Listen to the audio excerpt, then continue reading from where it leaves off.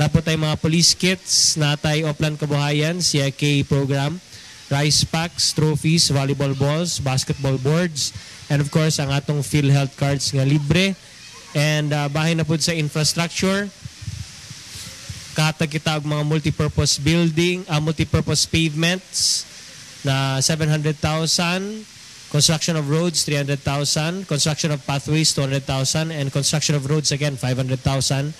Then nagsugod sa 1 million pesos para sa atong construction of multipurpose building or covered court nato.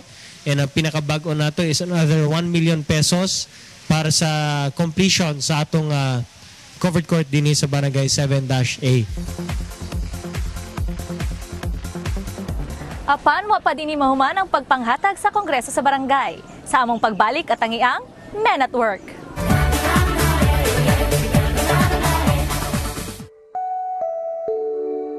Maayong adlaw, ug welcome sa usa na pod ka episode sa atong programang Tatak K. Karong adlaw atong i-feature ang medical mission ni Speaker Boy Nograles dinhi sa Barangay 76-A, Bukana. Kining proyekto sakop lang gihapon sa Oplan Kalusugan Program ni Speaker Boy Nograles. Diin nakahatag kita og libreng konsultasyon ug libre mga tambal sa 1,115 patients nato dinhi sa maong barangay. Salamat og dako kay Attorney Carlo Nograles kay gitagaan jud mi niyag tambal og naatiman jud niya ang among kauban diri nga mga taga barangay 76-A. Nagpa-check up mi sa among mga sakit. Bisag katong walay mga sakit. Tungod kay kami kulang sa among pagpapacheck up dito sa private nga doktor. Ug kami nagapasalamat sa ato mga volunteer doctors sa Davao Medical Center ug sa PNP Regional Office 11 ug sa mga volunteer nursing students nato sa Brokenshire College of Nursing.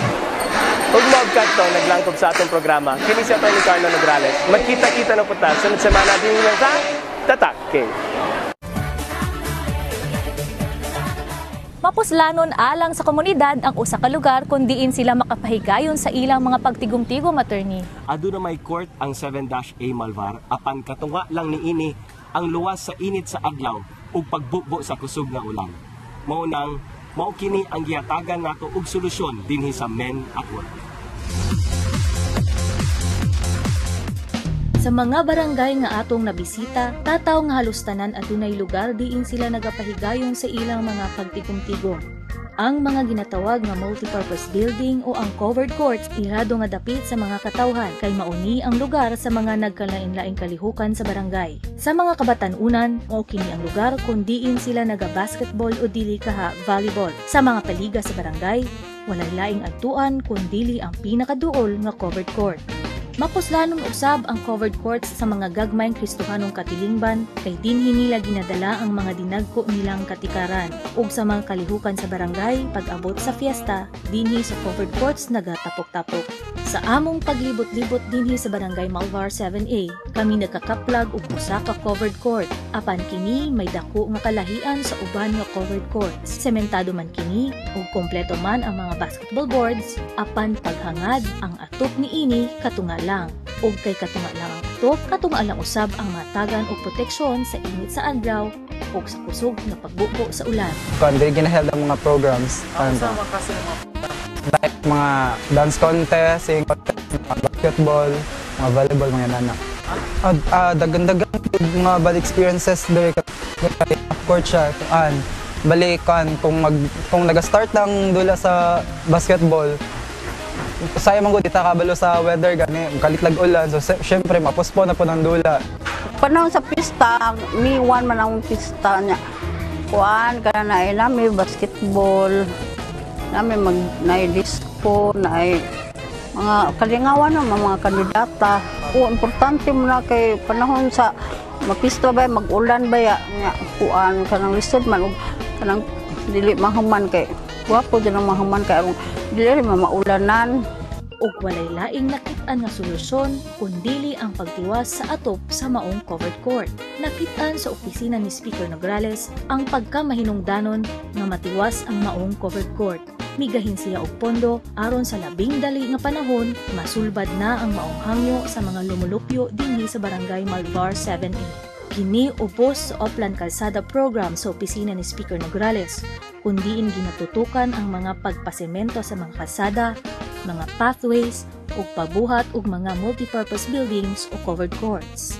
Ang maong pondo gipasa na ngadto sa Department of Public Works and Highways kon DPWH ug ang DPWH na ang mo-award niini sa kontraktor nga motapos sa maong proyekto. Gani, una kami ni Dia sa maong mubo nga pagbisita sa barangay, among nasaksihan ang mga unang ang-ang sa paghuman sa maong covered court.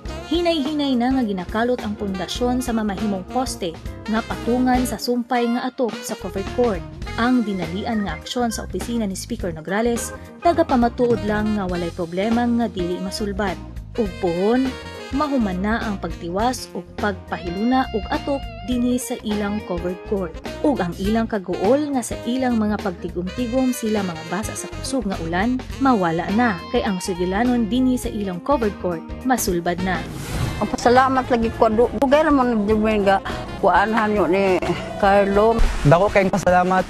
Dugay na kayong ginapangarap sa kabatanon kay mo jud na lang gusto na i-cover jud kay para wala na yung putol-putol lang doon.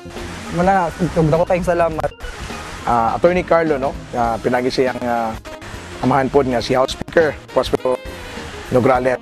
Nga mao po'y kamot po dito sa taas nga ang tanan nga mga budget papahantang usab na dinhi sa First District, no? Kami dinhi sa Kongreso sa Barangay uban sa opisina ni Speaker Boy Nograles. Nagalaom nga kini nga proyekto sa Malvar 7A tabang sa padayon nga paglambo sa ilang barangay. Kay kami walay hunong nga motutok sa mga nagkalain-lain proyekto dinhi sa Dakbayan aron kini paspas nga mahatod kaninyo.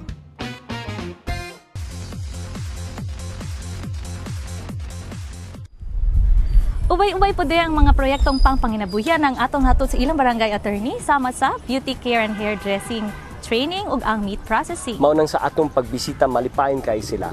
Ug mas mulipay pa sila kay ongoing ang mga projects dinhi sa ilang barangay sama sa completion nato sa San Jose Covered Court. Ug dili sila dapat mabala ka attorney tungod kay ang barangay 7A sample pa lang sa mga livelihood projects, magpadayon ta. Padayon kita sa paghatod ug kalambuan dinha sa ilang barangay sama sa padayon natong pagpasemento sa ilang kalsada ug paghatod og mga livelihood skills training dira sa inyang mga komunidad.